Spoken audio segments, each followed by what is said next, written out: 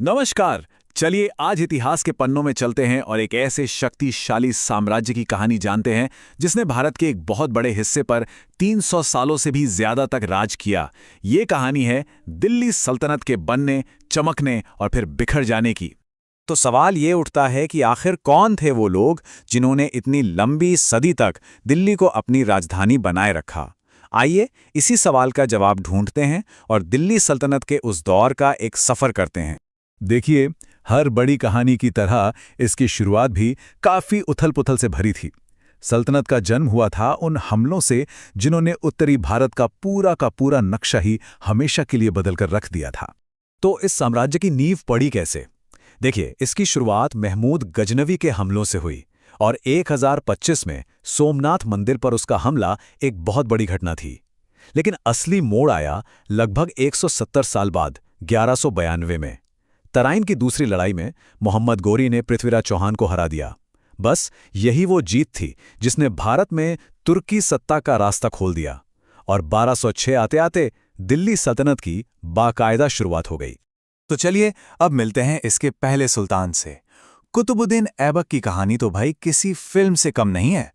सोचिए, एक गुलाम जो मोहम्मद घुरी का सेनापति था, वो अपनी काबिलियत के दम पर एक इतने बड़े साम्राज्य का पहला सुल्तान बन गया। ऐबक ने अपनी एक अलग ही छाप छोड़ी। मोहम्मद गोरी ने भारत में जीते हुए इलाकों की सारी जिम्मेदारी उसी को सौंपी थी। ऐबक ने ही गुलाम वंश की नींव रखी और दिल्ली में कुव्वत-उल-इस्लाम मस्जिद बनवाई। लेकिन उसका अंत भी बड़ा अजीब था। पोलो यानी चौगान खेलते हुए घोड़े से गिरकर उसकी मौत हो गई। ऐबक के बाद सल्तनत ने कई शासक देखे, पर कुछ नाम ऐसे थे जिन्होंने इसे सच में बुलंदियों पे पहुंचाया। तो चलिए अब सल्तनत के कुछ सबसे यादगार और ताकतवर शासकों पर एक नजर डालते हैं। इतिहास में कुछ लोग ऐसे होते हैं जो अपनी एक अलग ही पहचान बना जाते हैं, और दिल्ली सल्तनत में भी एक ऐसी ही शख्सियत थी जिन्होंने उस दौर की सारी परंपराओं को तोड़कर रख दिया। जी हाँ, ये थी रज़िया सुल्तान। अपने पिता इल्तुतमिश की बेटी रज़िया एक बहुत काबिल प्रशासक और सेनापति थीं। लेकिन उस दौर के जो ताकतवर तुर्की अमीर थे, उनके लिए एक औरत का हुक्म मानना ये बात गले नहीं उतर रही थी।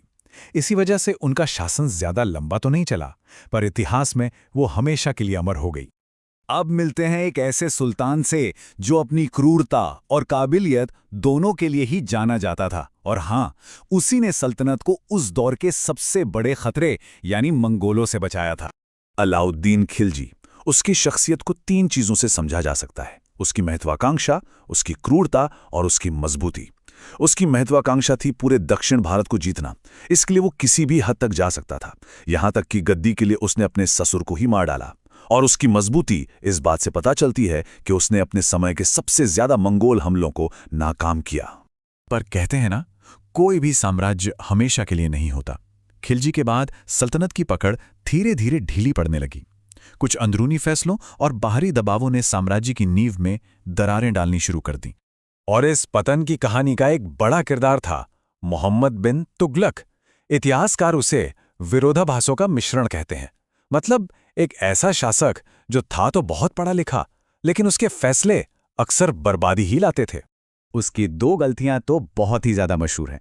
पहली, उसने पूरी की पूरी राजधानी दिल्ली से उठाकर सैकड़ों किलोमीटर दूर दौलताबाद ले जाने का हुक्म दे दिया, जो बुरी तरह फेल हुआ। और दूसरा, उसने सोने चांदी की जगह तांबे और पीतल के सिक्के चला दिए, जिससे पूरी अर्थव्यवस्था ही ठप हो गई। तुगलक की नीतियों ने सल्तनत को अंदर से तो खोखला कर ही दिया था, और जो बची खुची कसर थी वो 1398 में तैमूर के हमले ने पूरी कर दी। उसने दिल्ली को इतनी बेरहमी से लूटा कि सल्तनत फिर कभी अपने पैरों पर खड़ी नहीं हो पाई। और ये तो इतिहास का नियम ही है, जब केंद्र में सत्ता कमजोर होती है तो छोटी छोटी ताकतें सिर उठाने लगती हैं। तैमूर के हमले के बाद दिल्ली सल्तनत का वो विशाल साम्राज्य कई आज़ाद राज्यों में बिखर गया। ये नक्शा उसी बिखराव को दिखाता है। जैसे जैसे तुगलक साम्राज्य टूटता गया, गुजरात, बंगाल और दक्षिण भारत में कई नए ताकतवर राज्य खड़े हो गए जिन्होंने दिल्ली के हुक्म को मानने से इनकार कर दिया। सल्तनत अब अपनी आखिरी सांसें ले रही थी, और इस कहानी का आखिरी अध्याय लिखा लोधी वंश ने। उन्होंने दिल्ली की गद्दी तो संभाल ली, पर शायद उन्हें इस बात का अंदाजा नहीं था कि एक नई और कहीं ज्यादा बड़ी ताकत हिंदुस्तान के दरवाजे पर दस्तक दे रही थी। मध्य एशिया से एक नई शक्ति उभर रही थी, एक ऐसी शक्ति जो न सिर्फ दिल्ली सल्तनत की जगह लेगी बल्कि भारत में एक नए और कहीं ज्यादा शानदार साम्राज्य की नींव रखेगी। ये नया दावेदार था बाबर। उसकी रगों में तैमूर और चंगेज खान दोनों का खून दौड़ता था। फरगाना के एक छोटे से राज्य से निकलकर उसने काबुल पर कब्जा किया और फिर उसकी नजरें हिंदुस्तान पर टिकीं।